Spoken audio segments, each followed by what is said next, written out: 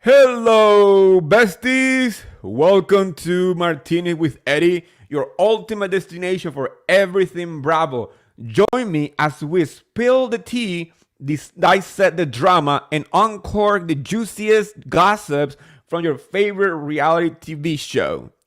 I'm so excited for tonight's episode, you guys, because there is a brand new show on Peacock, and that's Real Housewife Ultimate Girls Trip 3 Thailand. So it's going to be an interesting ride. There's 3 episodes out, but I'm only going to be talking about the first episode.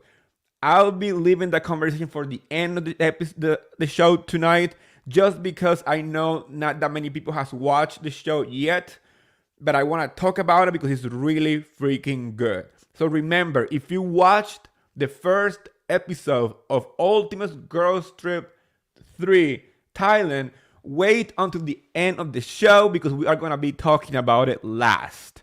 We are going to be starting with, obviously, the show that is pretty much taking over America by storm with the highest rating that I've ever seen in a while for Bravo. We're going to be talking about Vanderpump Rules. Obviously, I'm going to give you my opinion on the episode, as I always do, but I also have some tea and some insight from the reunion stage. So, when I say it's going to be explosive, you guys have no idea. I'm also preparing a whole panel of different Bravo content creators to join me when the reunion airs in a couple of months. Yeah, we still have like maybe 2 months away from the reunion to air. So I'm coordinating a whole panel of Bravo content creators from across the United States to sit down and dissect the whole entire mess, because it's going to be a juicy one for the books of Bravo. Trust me, one for the history of Bravo. You're not going to be disappointed. But let's start with the episode. The episode start with, Rachel and Sheena hijacking the boys' night out. And I'm the type of guy that when I have a boys' night out, in my case, a friend's night out, and we decide to be only the guys without our partners, it's only the guys. So I understand when James was not so happy to see the girls coming into the picture, because, like he said, it's a guys' night out, GUIS, guys. The ladies had their own trip. Obviously, Rachel and Charlie were not so happy with what was happening, so they left early and they decided to join the guys on whatever they were doing. I mean, for some people, it might not be a big deal, but for other people who are in a relationship and they need that night to step away from their partners and just be silly and stupid with their friends, it's quite annoying to know that the plan is not what you wanted it to be. You know, I respect people who feel like they need to have their partners 24/7 with them. I'm not that type of person. When we make plans with friends, we respect our boundaries. So maybe Ali was on the right to ask James to leave because that was not the plan. I mean, she wasn't there because it was supposed to be just the guys. I want your opinion on this matter because I feel this is more like a social kind of, it depends of your perspective of how you handle friendship and balanced relationships. From my perspective, the girls hijacking the boys' night out was quite stupid and unnecessary. And we all know that that's supposed to be the night that Rachel and Sandoval kind of like solidify the idea of messing around. That's what they say. I believe that it happened way before that, but that night, the looks, the the kind of the body language, it was saying something else. Even though Swords and Rachel were trying to make it look like they were into each other, to me it feels like um it was more Sandoval putting Swords to play the game. I have a feeling though. I mean, this is just me being a gossip person and trying to kind of stir the pot. Do you believe that maybe Sandoval knew that the girls were coming and he didn't say anything to the other guys so he could have the night out with Rachel? Because Ariana was back in LA and she stayed at home because it was supposed to be the boys' night out. It was supposed to be, just the guys. And she was dealing with the loss of her pet. But I have a feeling though, there is there is a side of all this that the body language, the looks, the situation, the way that it happened, it didn't feel like it just happened without them knowing. There is definitely a sixth sense tingling. My spider sense is tingling. My Sandoval scandable, the scandal tingling sensation was like, I have a feeling this happened planned out. This was totally planned out, and it was because Sandoval wanted Rachel from the beginning. It's quite sad though. It's quite sad because I'm starting to believe that out of all these people, the only person that was blindsided 100% was Ariana. It's sad. If Swartz knew, if Sandoval knew, if Rachel knew what they were doing, and there was talk about her being interested on people that are dating their castmates, you know, I have a feeling the only person that was truly, I'm not saying that everybody knew about it. I don't want people to think that I'm saying that everybody knew about this. But even based on, I mean, I don't believe what he says because Jax, he can just say whatever he wants. He just doesn't care if it's true or not. But if Jax knew, allegedly, and he swore on his kid live, when he wasn't watch what happened live, that he knew that something was happening between these two, then yeah, more people knew and they're not coming forward. That's what I feel. I might be wrong. I'm gonna share this part right here because I like to share my friends' messages. This comes from reality with Krista Marie. Unconvinced.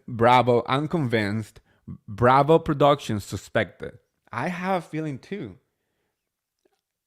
I have a feeling that somebody in production, maybe not the whole entire production team, but somebody in production probably knew because there were some very specific moments when production was rolling camera after or right before the news broke out. They are very suspicious. One of those moments was when the news broke out. Production was at Sandoval's concert that night, the night that his phone fell out of the pocket, the night that Ariana found out.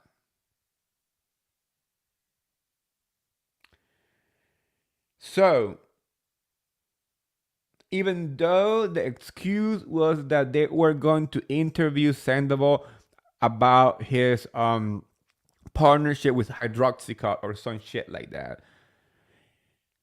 What a coincidence. What a coincidence. is that that night is when they are rolling cameras of that show. Or so I heard. I'm not saying that I know for a fact. I'm saying that people said that there were some cameras in the concert when he was releasing his single, because that night the whole world found out about it was the night that he released a song, and they were celebrating the release of that song. And Rihanna was promoting that song because we were watching the episode as she's promoting Sandoval's song.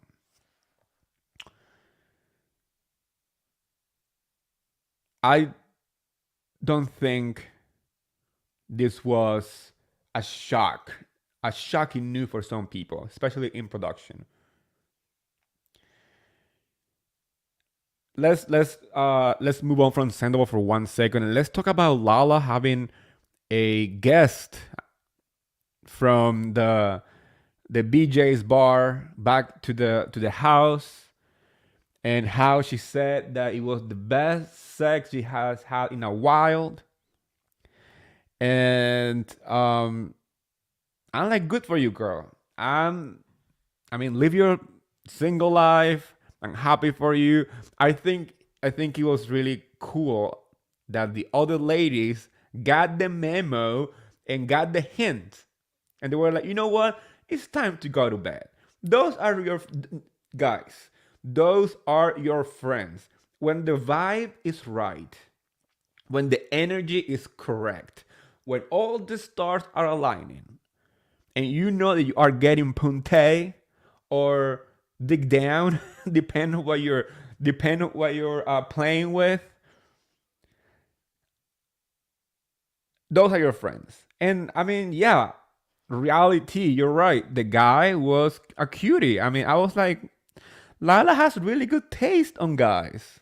I mean, tattoos, tall, dark skin, sexy. I don't know. She has great taste, and good for her. I mean, I enjoy. I mean, I don't want people to break up. That's not the point of this conversation right now. But I appreciate when they are single. There is um a shift on the energy and on the conversation, on the vibe of the show when they are single. I don't know if you guys have noticed it, but since 90% of the cast has been single, the show is thriving. And people are saying, yeah, it's doing really good because of the scandal overall. And honestly, even if there was no scandal on the show, I appreciate the new energy of the show. And I was watching it before. I've been a Vanderpump Rules fan since day one. I've been watching it since it first came out. The madness of the show was always about how messy they are. And for the past few, maybe like two last seasons or so, it was a little tamed because obviously they are adulting, they are growing, they have kids. The conversation became different. They had the drama, and then COVID happened. The it's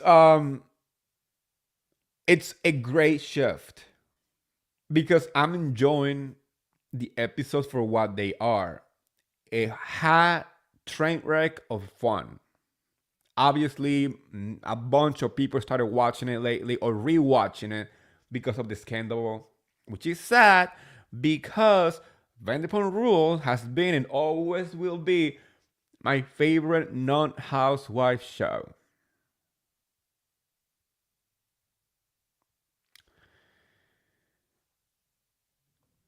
Can you imagine how it's going from fucking a no neck troll? And I'm not talking about him physically, I'm talking about him, how slimy and disgusting his personality is. You know, that guy Randall, because you can tell. I mean, from miles away, the guy looks like the typical couch casting type of producer. You can tell from far away that this guy had a real weird vibe. So imagine going from no neck Randall to hot guy with tattoos at the bar. Some people might think it's a downgrade, but it's not, because you are young and you're having a good time. And I mean, good for Lala. One thing on this episode, though, that I really was confused by, though, is that scene with the guy, the card reader or whatever. Is this like a new thing? This is like a new thing on the Housewife universe. Then on every single franchise, we have an astrologist or somebody reading the cards or a shaman. I'm like, oh my gosh, think about it. We had it on Potomac. We had it in Miami. We had it now here on Vanderpump Rules. Obviously, the OG, that will never be topped is Beverly Hills when we had the Dinner from Hell. That was by far the best addition of a kind of like, I don't know what to call, a shaman or whatever. I don't know. I forgot what she was. She was like the lady with the tobacco and stuff. But I it's just so weird to me that pretty much in the past few seasons of every single one of the shows, we have a shaman or an astrologist. It was just an observation that I had when I was watching this episode. What do you think, you guys? What's the reason? I see reality Christy Marie. She said Krista Marie says it's a new age. It's my vibe. And I think it's a vibe. It's totally a vibe. I'm here for it. I mean, I like good energy. I'm not religious myself. I don't believe in religion or like institutional religions. I don't believe it. I mean, I respect people who are into it. If you're Christian, Catholic, Jewish, or Mormon or whatever, great for you. But I do not believe on the institution of religion. But I do believe in the energy. I do believe in the higher being. I believe there is a God. I do believe there is an energy. I do believe there is a soul. But that's just my interpretation and my relationship with the higher being, with God. It's just between the two of us, not between 20 people in between. So that's just my opinion. Also, Lisa Vanderpump is tired. She is tired of Tom Sandoval and Tom Swartz's lack of organization with this freaking restaurant. I don't know what they were thinking. They keep pushing that opening night every single time. Vanderpump is like, if you guys were my partners, we would be open by now. She even told them to open an only one. She meant an OnlyFans. But that was freaking hysterical. It's funny how Vanderpump is kind of like in the non of what's happening out there, because I'm sure that my mom has no idea what an OnlyFans is. I think if you ask my mom what an OnlyFans is, she bring the fan out, the fan, the actual physical fan. She's like, we don't have fans anymore. We have air conditioning in the house. So that's what I think it will be. Like I don't think my mom will know what an OnlyFans is, but I appreciate that Lisa is like, you know what, guys, just put yourself out there on social media naked, promote the restaurant, open an only one, and one only. I was screaming. Lisa is the perfect TV star. Lisa knows she knows how to produce herself. And that's why she is so successful on being a TV personality. And I know I always get backlash when I said that Vanderpump is my favorite housewife of all times. People say that she's overrated. People say that she produced herself too much. But that's the magic of Vanderpump. I mean, she knows how to produce herself, and that is a good TV star. It's like an actor. It's like saying this actor knows how to act. That's the whole point. You know, if you have a camera in front of you, and I'm talking to you guys directly, to you guys who are listening and watching. If you had a camera in front of you 24/7, if you don't learn how to produce yourself, you're doing it wrong. Because yes, it's reality TV, you're supposed to show your life, but at the same time, you have to understand that the camera picks up some of your life, but you have to be a little over the top. Maybe your reactions in your face need to be a little more like, oh, that's why we make fun of Kyle. Kyle's reaction to the camera are freaking hysterical every single time because she is over the top. And that's the only way for the camera to capture your emotions. So knowing how to produce yourself is not a bad quality to have when you are a TV star. Even in your life, you guys, even in your life, in your daily life, you know, producing yourself means that you are taking that part of you that you are good at and elevate it so people can notice it, so people can remember you for that reason. When you step in a place, you know, you can call it confidence. You can call it confidence. But when you step into a place, people are going to remember you for something. So produce yourself so people remember for something you want to be remembered by. That's my advice.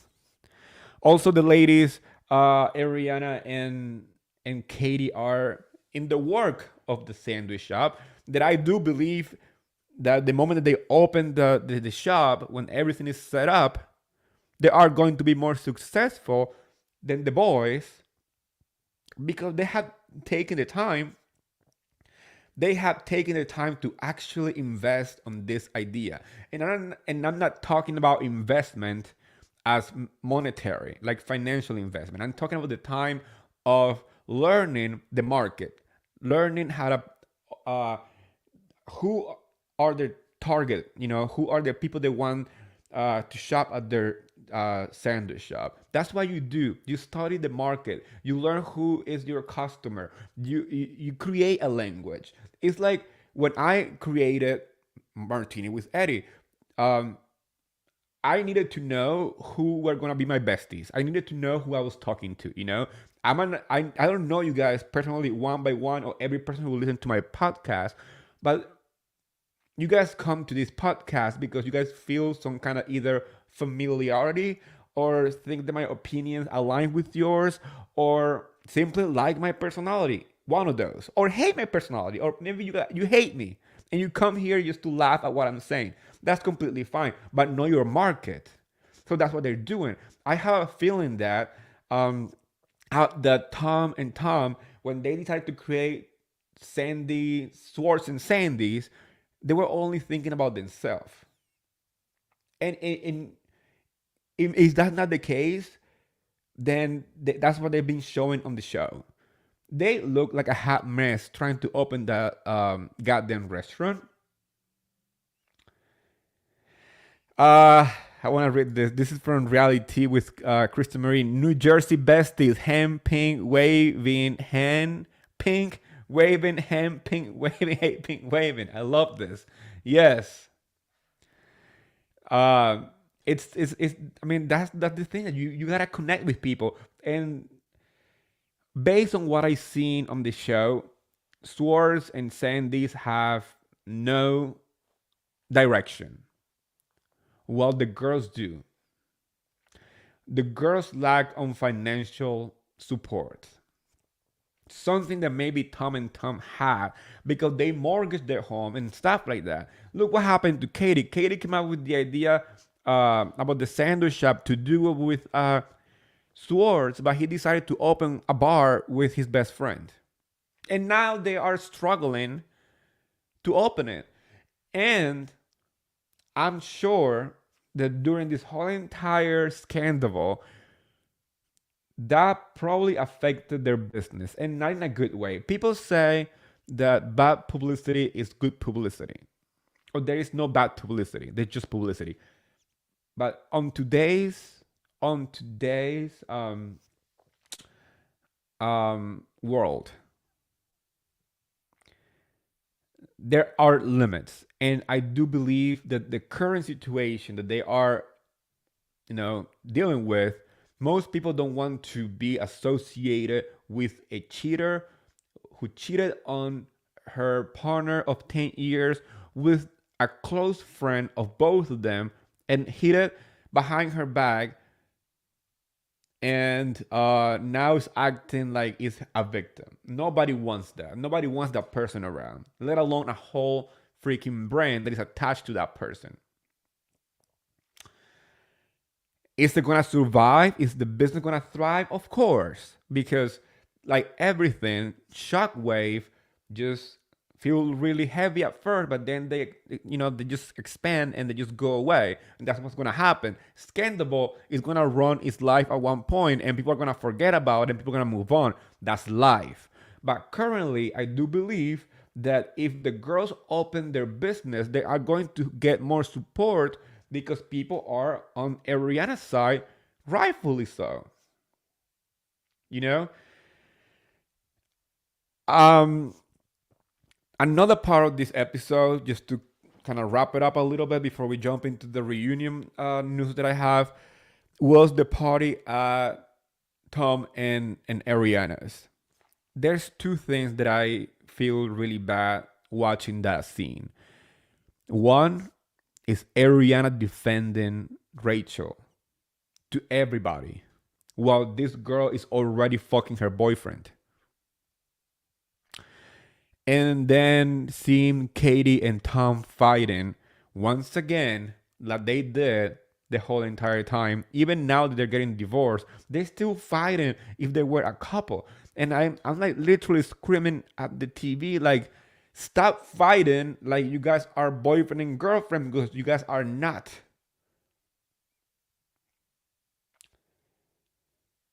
You guys are not together. You guys are separating. Stop fighting like a couple.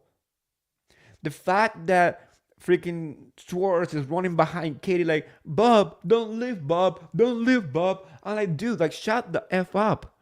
That girl's not your Bob anymore. And also, Katie having the room in that resort, I don't care. She paid for it. She paid for that room. And she wants to go to Mexico. So Sheena and Sheena's bridesmaids can just go and be mad about it in a corner. Because obviously Katie and Sheena are not in good terms. So Sheena's like, and Katie's like, why should I give up my room so her bridesmaid can get it when she had the time to rent to like, get a room at the hotel, and she didn't. It's not her fault. And that is true. And a lot of people are saying online like, Katie's being a bitch. Katie's being mean. Oh, Katie paid for the goddamn room. Katie paid for the room. Like, are you kidding? So you are going to tell me that this girl has to sacrifice her trip to Mexico for somebody and for somebody's wedding that she's not even going to anymore to do her a favor? No, she's gonna make it a trip of her own. And I will be the same too. I'll be like, fuck you, bitch. I'm going to the fucking Mexico, get up my tan on, and enjoy the view. Thank you, but no. It looks like Katie, Christy Marie, I'm going to share this. Christy Marie, reality said, we got to do this recap together next week, please. Christy Marie, have your people call my people, and we will set that up. Because you know that I love me a guest on my show. And we will totally talk about Vanderpump Rules next week. But anyways, talking about Vanderpump Rules, before we jump to the next franchise, we are going to be talking about the reunion tea. The reunion tea is happening right now. The reunion is being filmed as we speak in Los Angeles. I see many photos. I saw Ariana arriving in a tracksuit, in a sweatsuit that reads 1-800 Boys Lies. And he also said on the leg, "We are sorry, the number you are trying to reach has moved on." And that is a queen. That is a queen. She's sending a message. She looks amazing. That makeup, that hair, she's looking like it's ready to make Sandoval regret leaving her. Another person that I saw online today posting videos and kind of like their glam was Lala. Lala said that she's ready to eat. She's ready to eat and drag. She has a beautiful, beautiful makeup on, and the hair is given. I like when they are doing this whole dramatic look, like the very like cat eyes and the smoky eyes and the nails. She said like she had the nails on because she's ready to scratch a bitch and stuff like that. And yeah, sometimes it can be a little too much, but that's Lala's way. Another part of the reunion that we know right now is that Sheena and both Sheena and Rachel are going to be present at the reunion, but they're going to be switching, which I think is awesome and complicated. Because I wish they could talk to each other, but because of legal reasons, Sheena can't address Rachel. So what Bravo's going to do is there's going to be a segment with Sheena on the stage, and Rachel waits 100 feet away from the stage, and then they're gonna switch. And while she's on the stage, they are allowed to call in. So let's say that Sheena wants to call in to the reunion stage while Rachel is there, but she can't address her directly for legal reasons. And this, you guys, probably is one of the dumbest shit that a cast member has done.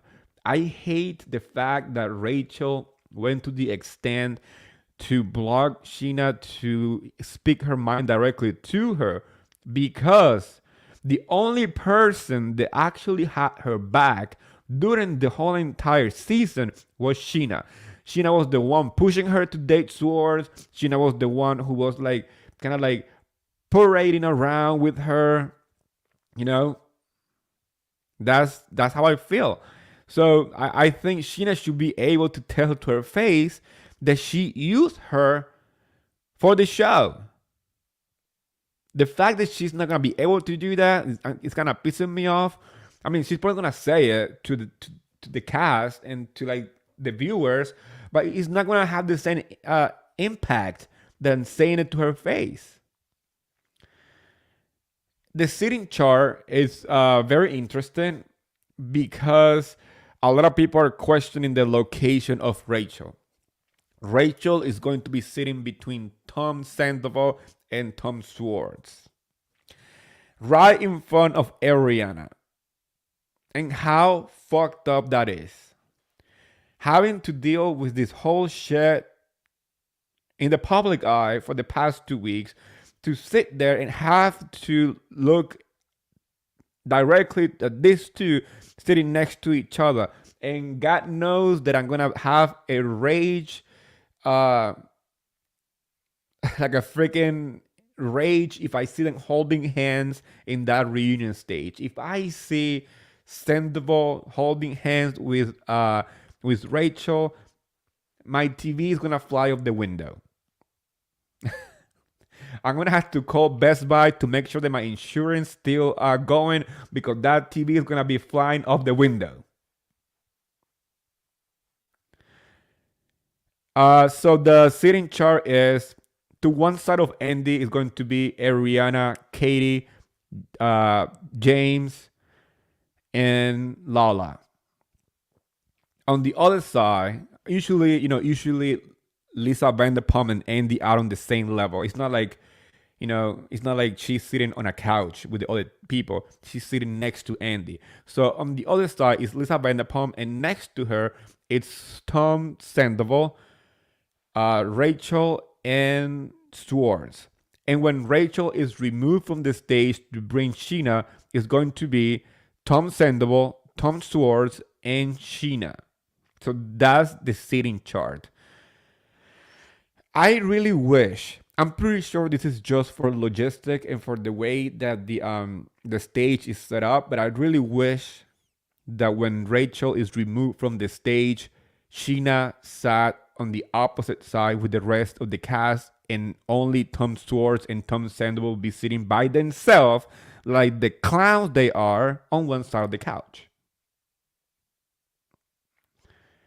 Because those two can handle a fucking circus because they're freaking clowns.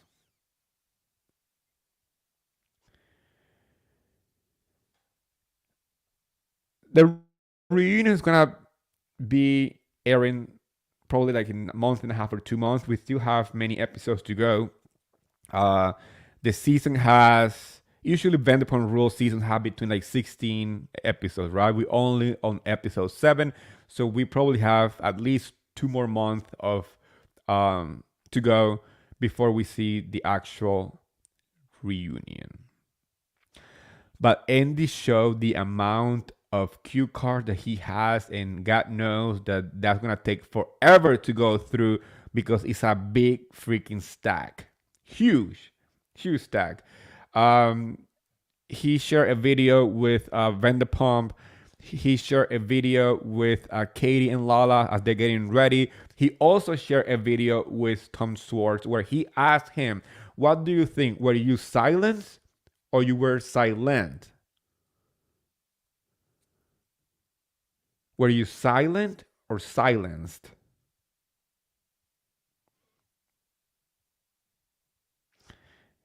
And we will find out during the reunion. I'm excited, yo. I'm excited for that reunion because, whew, all the drama that we are focusing only on one thing, which is scandal. But this season has more than one drama.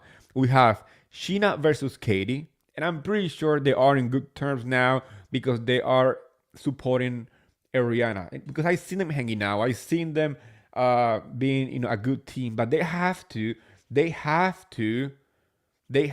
address the issue that they had during the season. So there's going to be some heated moments. Like, for example, Katie and Tom Swartz, Katie and Tom Swartz and Rachel, Katie and Sheena, Lala and Sheena, Lala and Rachel. There is more than one issue happening besides Scandal.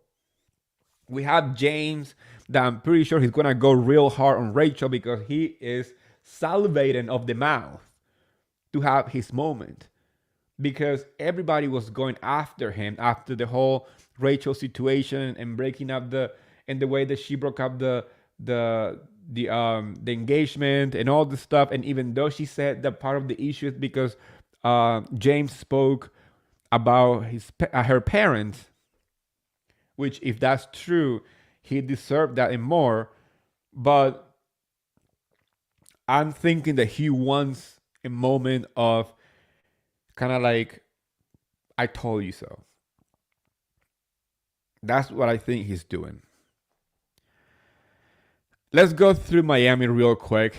Miami ended today, and I'm sad. I'm already missing Miami. Miami's definitely became one of my favorite franchise for the past like 2 years. Like last season and this season deliver.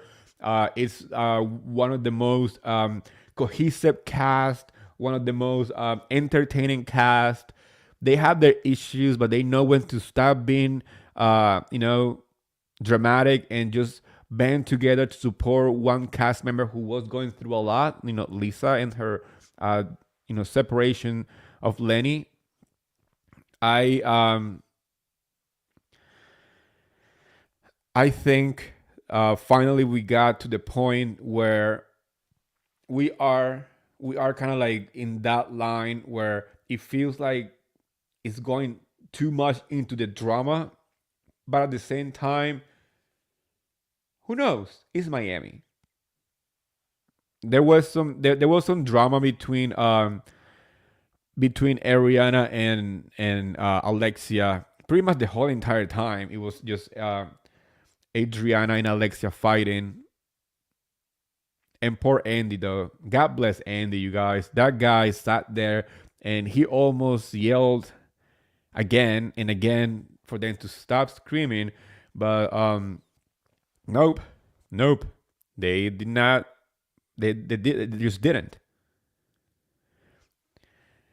They were fighting over a comment that Leah made like a decade ago, and I know that Alexia wanted to bring that up to make sure that people knew that Adriana lies sometimes, but that happened like 10 years ago. I'm kind of like not interested at this point. Like I don't care. Um, I don't care if Adriana was married at that point. I don't care if Leah said that. I'm not interested. But one funny ass moment that happened during that segment was when Alexia was telling Adriana to tell the story, to stop lying if she was truly married to the guy, and Adriana was like, "Don't tell me what to do. You're not my boss." And then Andy said like, "Okay, but I am your boss."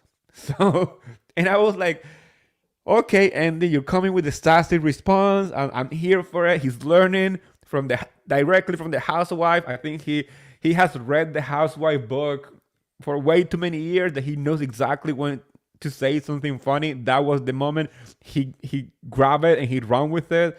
I appreciated it. I don't think.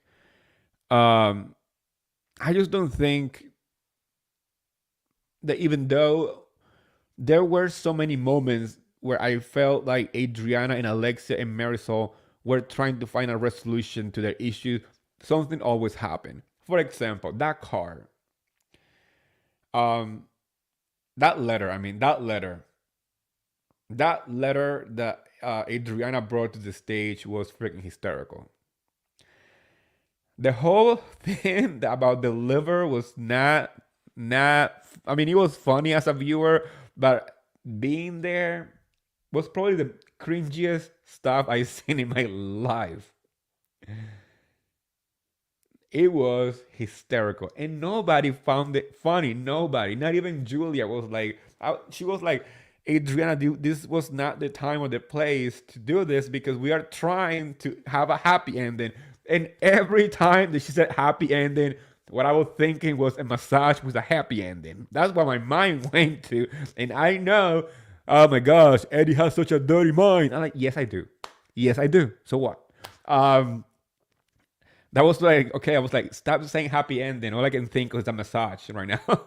um,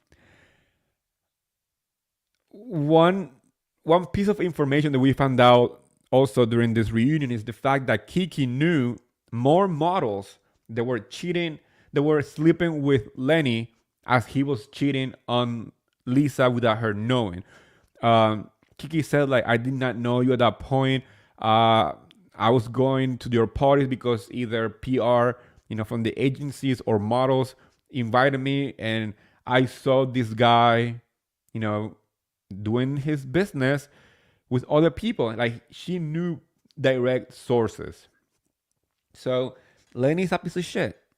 I mean, we knew that from the beginning, but now we know even more that it was not only the lip licking laser new girlfriend that he has right now, but many other people that he slept with. Um,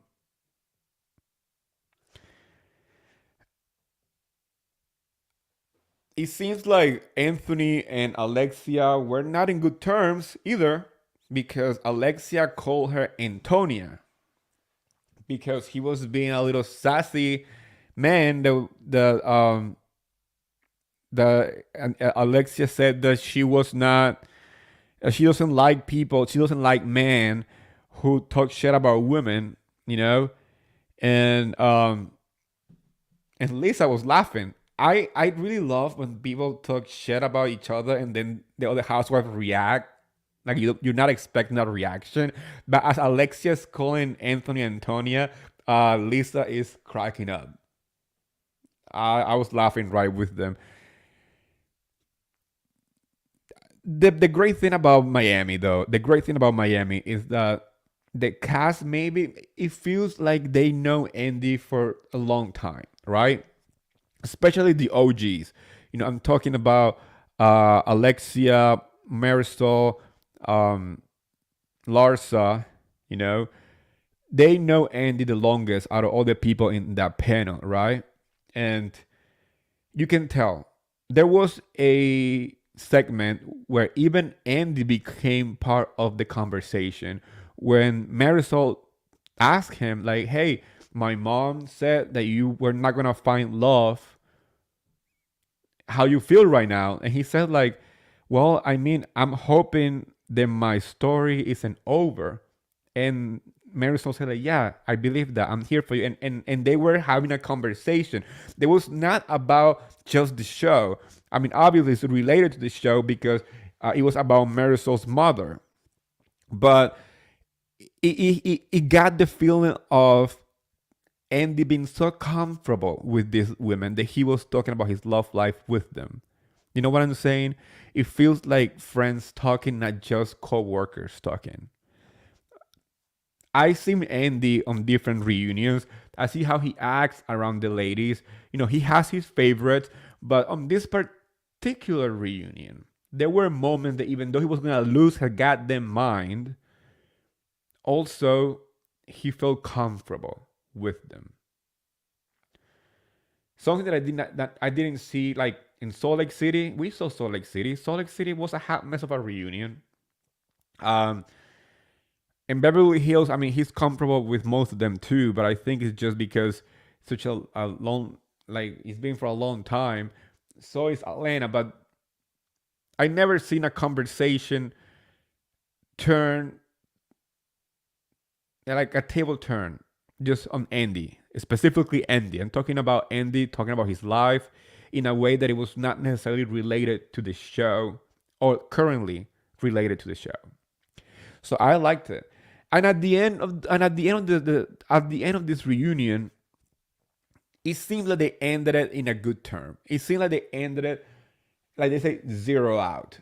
They zero it out. So it means that they started from, from zero, with no baggage, no bringing up the past, and I'm happy for them. I know that they start filming next month in April, so we soon will be seeing more news about Miami, new leaks and photos of them filming because they start filming next month.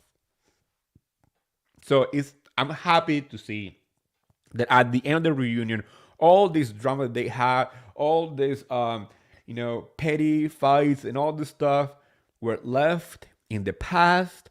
And the next season, they start filming next month, is a fresh start for the ladies from Miami because they know how to deliver. And I really hope the whole entire cast returns as it is, because I don't think Miami needs a change of cast. The cast as it is perfect. Some people don't like Alexia and Marisol. Some people don't like Larsa. Some people don't like Dr. Nicole or Julia. But I do believe that this cast is by far one of the best casts on any franchise right now, and it's also very cohesive. So don't make changes. Don't change what is not broken. Whew, and that is all for Miami, guys. Let's go to Thailand. If you haven't watched Real Housewife Ultimate Girls Trip 3 Thailand, you better start watching it because it's freaking hysterical. It's a freaking trip. And I was not expecting it. And maybe that's why I'm getting surprised, even though I knew it was going to be a really good show, because I've seen clips, I've seen little pieces here and there. I have some kind of like, I have my little connection. So I knew that the show was going to be good. But it hasn't been promoted as much as other franchises, not even compared to how they promoted season 1 and season 2.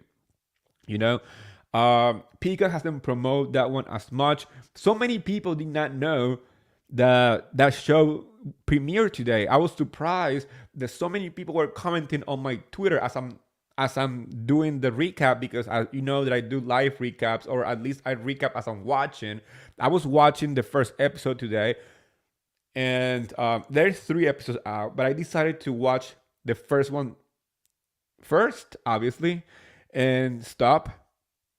Tomorrow I'm gonna watch episode 2 and 3 so we can have this recap together. So I can sit down and actually talk about it with you guys on detail. So we are going to be talking about episode 1 right now. And what a start. Portia, though. Portia is delivering. I am enjoying Portia so far.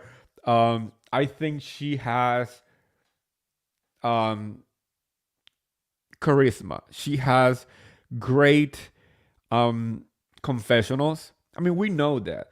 But after her last spin-off, the whole, the one that we just had recently, like Portia Family, whatever, her image wasn't so great on that show. And we were left out with like a bad taste. We kind of were like, okay, we are done with Portia for a while. Like, we don't want to see her.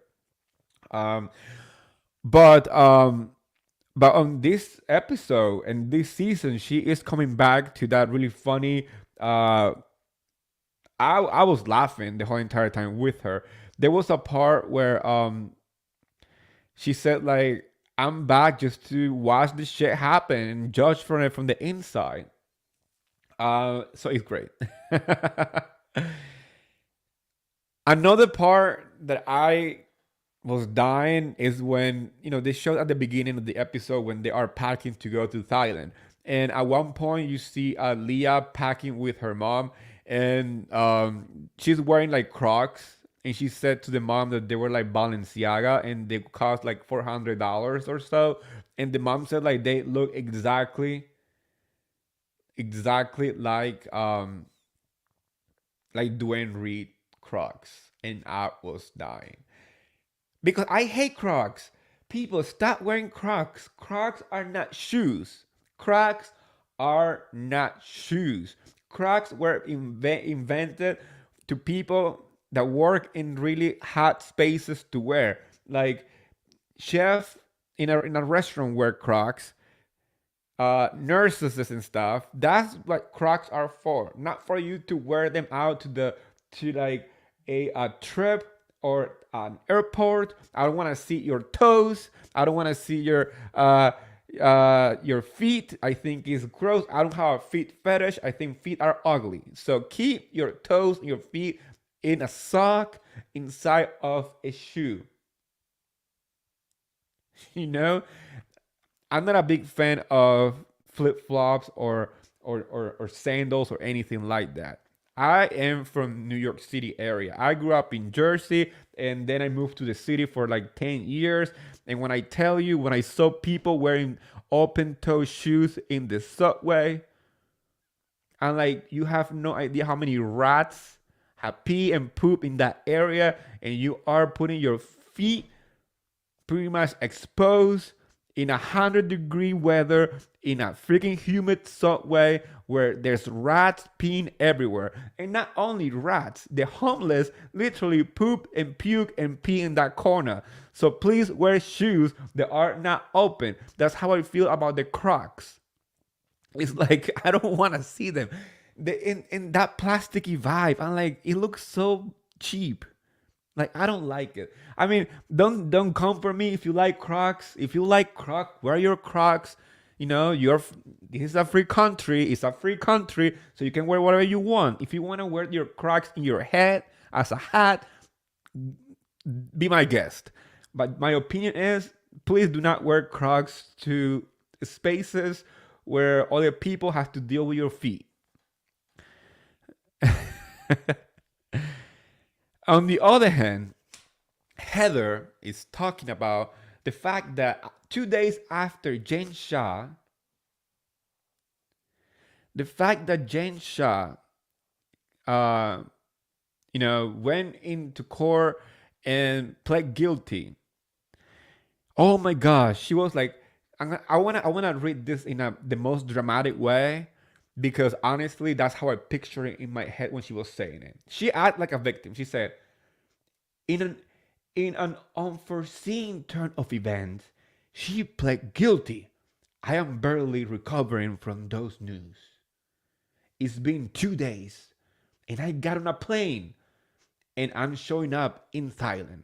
I'm like, Heather, that's your freaking job. What are you talking about, girl? It's like, come on, are you kidding me? Like, she's acting like she was the one that Jane Shaw scammed out of $1 million, and now she's bankrupt. No, Heather, she just told you that she was innocent and she pled guilty. You shouldn't be feeling like a victim. You should be feeling upset and mad that your friend of that you are ride or die, because she still is a ride or die. She said it on the show.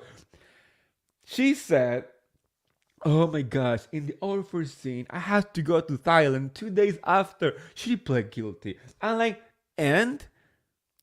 Take your goddamn plane and go to Thailand because you're getting paid for it.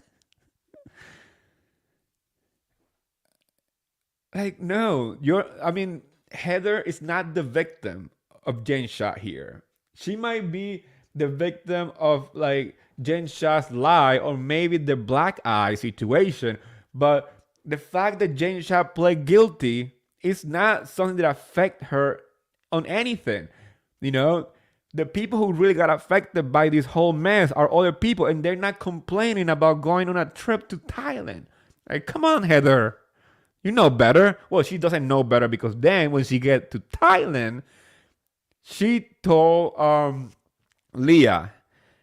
She told Leah that she read her book and that she knew that she was recovered person. She was sober. And she wanted to get her wasted.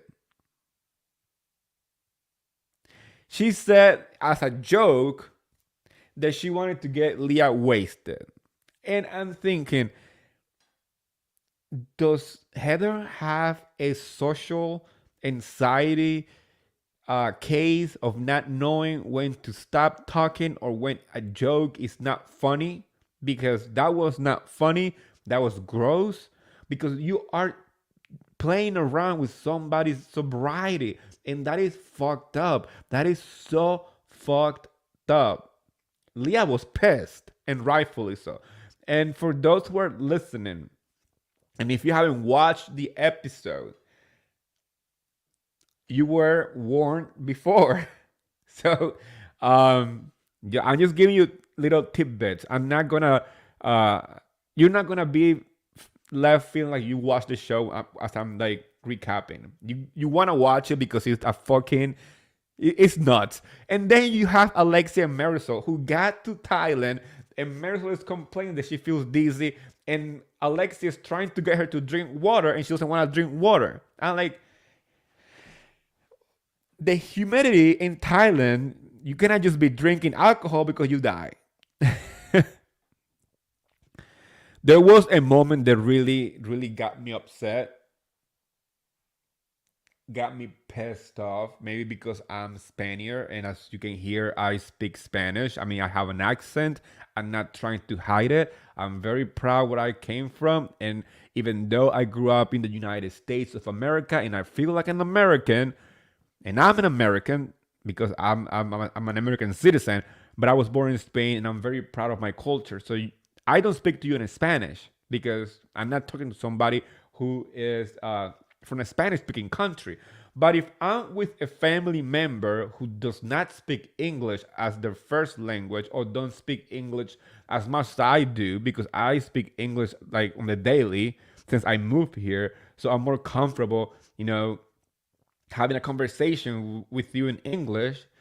But if I'm talking to my mother or my aunt who are older and maybe they didn't have the time to have this social experience, and they just felt more comfortable talking to each other in Spanish, you best believe I don't give a frantic F if you are next to me. But if my mother or my friend needs an answer in Spanish, I'm gonna give it to her in Spanish. So the fact that Giselle has the audacity to tell Marisol and Alexia to stop speaking in Spanish to each other, I almost, once again, grabbed my TV and threw it off the window. Because as a Hispanic man, I felt so offended by it. And this is not, I'm not gonna be like, oh, she's racist or this and that. No, that was plain ignorant. And also, this is a case of not knowing when to mind your own business. This is a case of not knowing when to MYOB. Mind your own business. They were not talking about Giselle. She just happened to be snooping around like she always does to try to, use some kind of tool of whatever information that she can get to then use it against them in the future. But because she didn't understand what they were talking about, she got pissy-missy.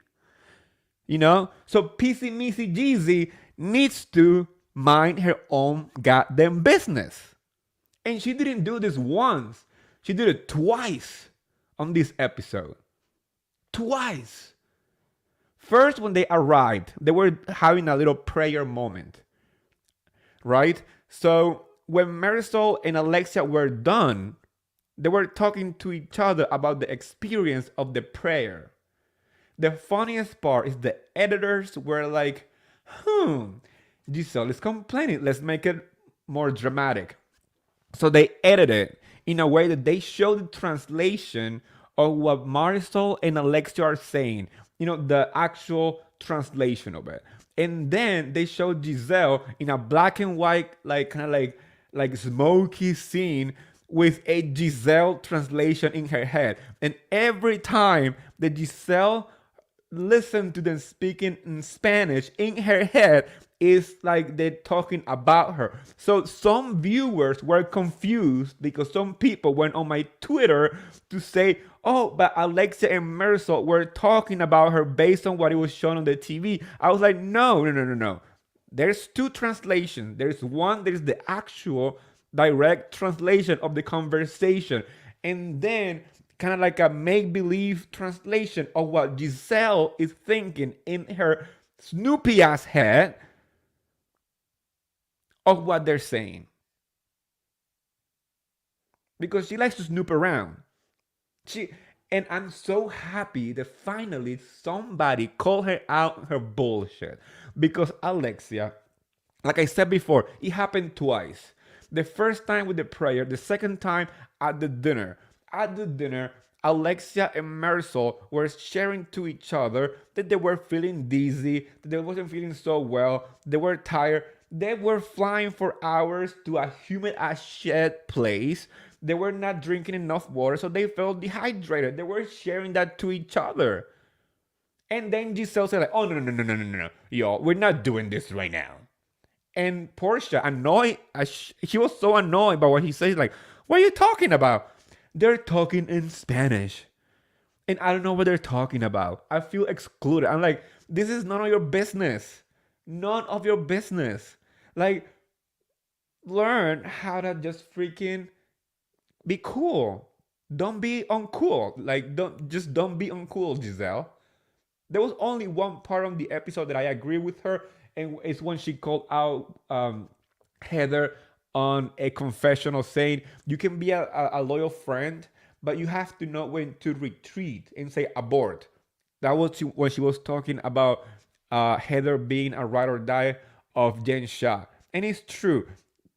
Heather, I still don't understand the loyalty that she has on Jen Shah. I still don't get it. And I will never understand it because I think it's fucking dumb. But beside that, Giselle showed her ass her whole entire time on this episode. Every time that Marisol and Alexia spoke to each other in Spanish. So I'm happy that when that happened the second time, Alexia said during this game of best impression and worst impressions of the cast, like the first best and worst impression of the girls. And Alexis said like my worst impression was Giselle because you keep talking about us when we talk in Spanish like it's your problem. And it's good. She said to her, it's good that you ask this many questions because we need somebody like you in my show to ask questions. We don't have the type of people in here, but I feel like you ask all these questions because you don't want to talk about your own life. And bam, mic drop. We've been saying this for how many freaking seasons since like every season of Potomac. We keep saying the same thing. She doesn't share her own life. She is more engaged and more interested on freaking destroy or manipulate people's relationships than sharing her own personal life and journey. And I'm so happy that Alexia, in just one day of meeting Giselle or hanging out with Giselle, she called her out for that. That was the best part of the whole entire episode. And talking about best first impression and worst impression, I'm gonna give you mine since they played that game on the episode. I wanna share that with you guys.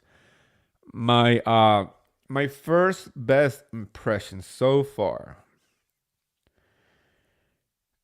I'm gonna give it to Portia. Because when it comes to Portia, I never been like a fan. I never been a Portia fan. Like, I don't know. I mean, she had great seasons. She's had some okay seasons. She has some weird fights. I'm not a big Portia fan, you know. But I'm impressed with this first episode and how she's performing on this setting. It's like I said it before on the first Ultimate Girls Trip. I I I'm not a fan of Kyle Richards, and everybody knows that. I'm not a fan. Uh, I don't hate her. I don't think much of her. That's the thing. I don't think of her at all. So I'm not I'm not like, oh, Kyle is Beverly Hills, but I don't care. Kyle to me is somebody, if she left Beverly Hills, I'm not gonna miss her. But when she was Ultimate Girls Trip the first season, I was very impressed on how she um can be really fun to have around on a trip, and how fun she is as a friend, or when she's on a trip outside of her trying to produce for Beverly Hills. She didn't have time in Turks and Caicos to produce anything, right? So she had to just hang out and be cool. And she did a good job at it. So on this first episode on Ultimate Girls Trip, season 3, Thailand, on the first episode, my best impression goes to Portia. My worst impression, surprise, Giselle. I'm not a fan of Giselle on Potomac. I feel like she produced too much. She's only involved in the life of other people. She never shows her own life. She's not very open and honest about her own life. And that pisses me off because she is always asking other people to be honest and open when she is not. And she always likes to stir the pot, kind of like throw a grenade and walk away and let it just destroy everything around her. And that's exactly the same Giselle that is coming on Ultimate Girls Trip. At least she's consistent. But if you are coming on a trip that is supposed to be fun, leave your messy ass production mind at home and just enjoy the trip. Like, just enjoy the trip. Literally, 2 seconds after walking through that door in the house in Thailand, what she said, let's wait for Heather to get here so we can ask her questions about Jane Shah, because I have many questions. I'm like, bitch, that's not none of your business. None, zero. What happened to Jen Shah is not affecting her life. So the fact that she went to this trip with that in mind it's like I don't like it. And then she repeatedly start, oh, let's play a game. Let's talk about this. Oh, you said this. Oh, you said that. And da da da. I'm like, I'm exhausted. And it's only episode 1. So for that reason, and obviously the comment about not speaking Spanish around her because God forbid that she's not involved in a conversation that it doesn't have nothing to do with her.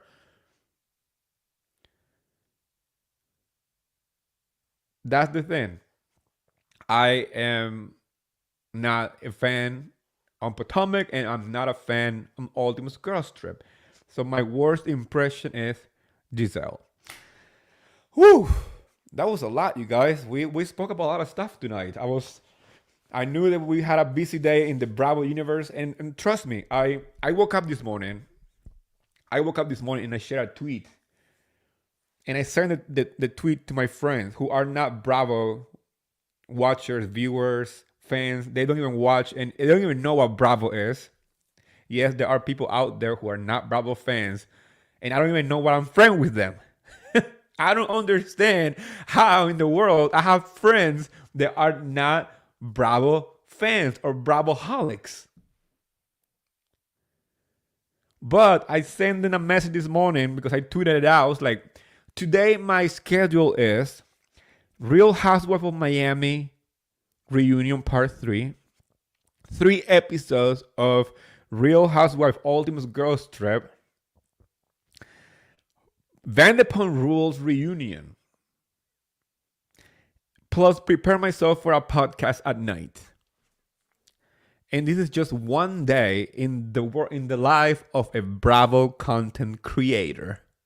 And my friends are, I don't know what that any of that means because I obviously didn't send like the full like Real Housewife of Miami. I said like I have an RHUGT 3 episodes to watch. I have an RHOM reunion to watch. I have Pump Rules reunion, and they're like, I have no idea what none of this stuff are. And I'm saying, how are we even friends? How are we even friends? But for that reason, you guys, I have you guys to come here and share my opinion with and share my love for Bravo. And I'm happy that, that we can chat or you guys listen to my podcast. And if you are enjoying the content, there's only one thing that I ask you is to please follow my social medias and my podcast. You can find me on all podcast platforms, all of them, Apple, Spotify, iHeartRadio, and million more that are out there as Martini with Eddie. Please subscribe, and if you like the podcast, rate the podcast. Is very important because that's the way that our podcasts survive. Also, you can find me on YouTube as Martini with Eddie, on TikTok, and obviously my favorite platform is Twitter. You can find me there for extra tea. Also on Instagram as Martini with Eddie, and I have my very own website, martiniwitheddie.com. Thank you so much, you guys, for for sharing my love for Bravo and for following my social medias. I have another episode tomorrow. I'm going to have my friend Stephanie from Mocha Minute. She is amazing, and she is a Bravo historian. She knows her shit, and she has one of the best personality that I had ever run into. We met on Clubhouse, where all my crazy ideas of creating Martini with Eddie came from. So I'm so happy that this is going to be a full circle of having her on my podcast as two people who met on a platform, and we both went our ways to create our very own brands. So, and we were going to be talking about all this Bravo madness that is happening too. So please join me tomorrow, Friday, at 7 p.m. for another live with my guest, Stephanie from Mocha Minutes, the podcast. Also, as you know, I'm gonna be watching and recapping Ultimate Girls Trip, the episode 2 and 3. I will post the date of that recap on my Instagram and Twitter, so keep an eye on that. Next week we have obviously New Jersey Summer House. We have Vanderpump Rules and Real Housewife Ultimate Girls Trip. New episode coming on Thursday. So we have a whole crazy week ahead, and maybe just maybe the premiere, the release of the Real Housewife of Orange County trailer that's coming out. Fingers crossed next week. Okay, guys, with that said, I always say that every time that we end my podcast. Say it with me, besties. Bye, besties.